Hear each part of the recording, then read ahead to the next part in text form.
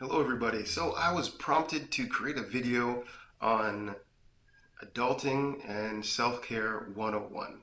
Now it might seem pretty straightforward. Everybody knows how to be adult. That's a very easy thing to do. However, this is not so true. There are a few very steep challenges that's actually in this adult style thing, and it's not necessarily that straightforward. There are things that have been lost to time and lost to old concepts and that have never really truly been popularized enough to know about.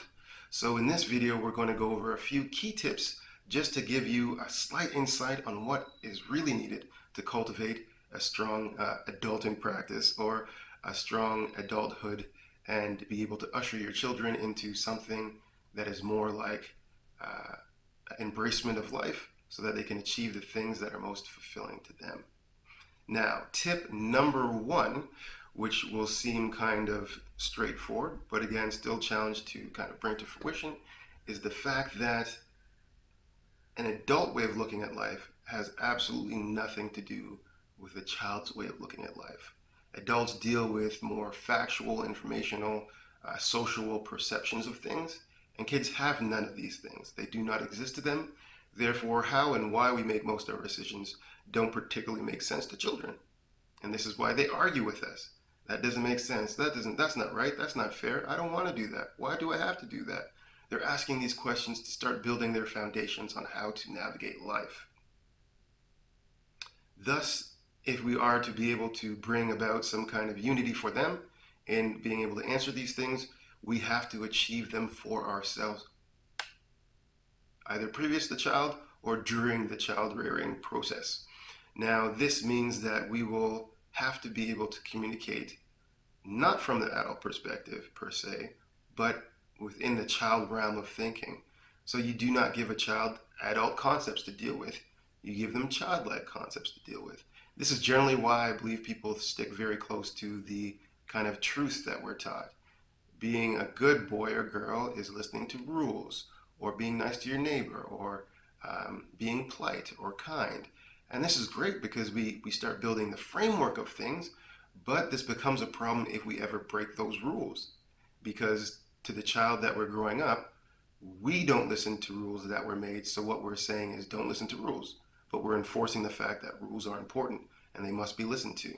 And you can see how this kind causes a kind of confusion for that child. The ideal is that we want to create a consistent foundation for the child to kind of navigate life with. Therefore, we must be consistent, which leads us to point number two on the adulting scale. Point number two is that being stressed out and irritable after a hard day's work is not the best, because when we do so, we also bring that emotional environment, which is how children navigate life at the main point, into our child's life. And this is becoming very challenging, very tricky. These are very big things to work with, but if we are to really nail this thing on the head, this is how we have to start looking at it. And the idea is not perfection, but the idea is a moving towards these outcomes. So if we bring a stressful emotional environment home, the child will feel that environment. This will generally cause a child to either become very quiet, like I don't want to make mommy stressed because mommy's too stressed, or very compliant. Oh, dad doesn't seem to be in a good mood, so I want to do these good things so that he sees that I'm a good boy or girl. Therefore, uh, you know, I can feel the love, right? And again, because love from an adult's perspective has to do with more rules providing and more higher subtle concepts than it does for a child, this can be lost in translation. This does not mean the father or mother does not love the child. This just means emotionally what the child can see is frustration, and therefore when the adult talks to the child and is actually truly frustrated, which might be something that they're repressing in their own self, the child feels only expression, or the only expression the child feels is that frustration. Very confusing, very confusing. And you can see why children then want to adapt some kind of coping mechanism. I still want to be a good boy or girl, so I'm going to deal with this how. That is unique to the child itself, and based on their little experiences, they'll start creating this world of, mini world of how to navigate the bigger world. Now, this kind of brings me to point number three, adulting tip. This is to not only cultivate your physical means of safety, so providing food and stuff like that, which is not particularly a huge concern to children because they feel like they're always going to have something to eat. They're not afraid of that. They don't realize that you have to work really 12 hours a day or whatever it is that you work to provide food. So that concept, again, doesn't exist. So we can't use that as a way of navigating their world.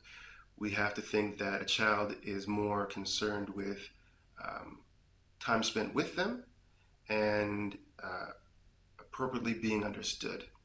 Now, it's often said that a child can bring out the best in somebody or bring out the worst in somebody. And this is because the child itself is a strong reflection of the things that you may or may not want to accept about yourself. The child is learning from you, so their behaviors have a lot to do with how you interact with them and or how they're starting to view the world. And if they start acting and doing the things that you do, you better believe you've very well translated the fact of this is how you deal with life. So if you are generally somebody that may get agitated and the child is having a problem learning at school or whatever and they get agitated, this means this is how they've learned to deal with this solution of agitation. So the appropriate response, once you realize that this is a true thing, is then to start doing some inner work on yourself and realize that, why am I being agitated? Is this a good example? How can I change this for myself? If I change it for myself, then I ultimately change it for my child. It's better to change it within myself and then implement the rule than it is to just give a harsh rule. Although in various cultures, especially Caribbean, there is a kind of stating as do as I say and not as I do, which is great because that kind of solves that whole thing. But again, this is an adult concept that means very little to a child for the most of their life because, again, they navigate the world from the sensing of emotional changes in environments, right? And generally empaths, which also do the same thing, are very sensitive with people's moods, attitudes, how they feel around large crowds, how they feel around new people, all these kinds of things. And this, again, will express itself in your child's personality towards different challenges. So these are some quick and deep tips on adulting from a self-care perspective and how we want to kind of create a greater generational health is the concept that I'd use, but passing down of health from somebody. If the mother conquers a lot of her fears that she had from her childhood or from her adult life, if she kind of corrects these things in the way and then imparts these corrections to the child themselves start out from a higher level of health to deal with life. The higher this level is, the more successful they'll be able to deal with life's challenges and the more they're able to bear the stresses and strains of adult life themselves and be able to pass down to their children a higher level again of health. So this is the term generational health. However, the idea again is you will not do it perfectly. That's absolutely fine.